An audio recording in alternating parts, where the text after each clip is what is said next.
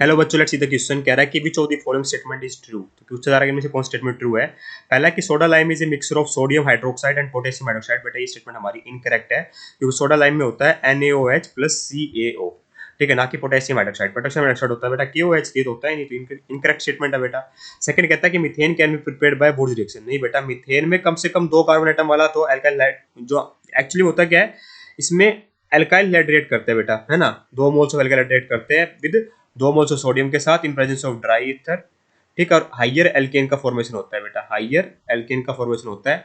तो कम से कम बेटा हमारे 2 कार्बन एटम तो होंगे ही होंगे मिनिमम, है ना, जो हमारा एल्केन बनेगा। तो यहाँ मीथेन में तो केवल एक ही होता है, दैट इज CH4 में एक कार्बन एटम होता है, तो ये पॉसिबल नहीं है।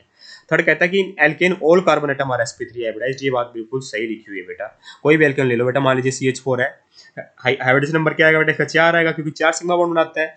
या फिर आप कोई और ले लो, जैसे मेरा इथेन है, तो यहाँ पे बेटा इस कार्बन एटम की हाइब्रिडेशन sp3 आएगी और इसकी भी sp3 आएगी, क्योंकि 4 सिग्मा बॉन्ड आते हैं। तो इसका मतलब थर्ड ऑप्शन तो परफेक्टली करेक्ट है।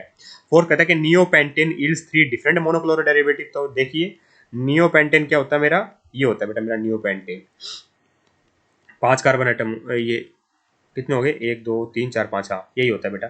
आप देखिए यहाँ पे कह रहा है कि डिफरेंट मोनोक्लोरो डेरिवेटिव। मोनोक्लोरो का मतलब क्या है, किसी एक हाइड्रोजन को हटाओ, क्लोरीन लगा दो, ठीक है। मान लीजिए मैंने इसको हटाया, तो बेटा इसको हटाना और यहाँ क्लोरीन लगाना, इसको हटाना क्लोरीन लगाना, इसको हटाना क्लोरीन लगाना और इसको हटाना, इसके हाइड्रोजन को हटाना क्लोरीन लगाना, एक ही बात है बेटा। मतलब इन चारों में एक ही प्रोडक्ट बनेगा और इसके अलावा कोई और हाइड्रोजन है ही नहीं बेटा, ठीक है। मतलब केवल एक ही प्रोडक्ट पॉसिबल है, ना कि 3। तो इसका मतलब स्टेटमेंट भी इनकरेक्ट है। Hence option number 3 is correct here. I hope you got the answer. Thank you so much.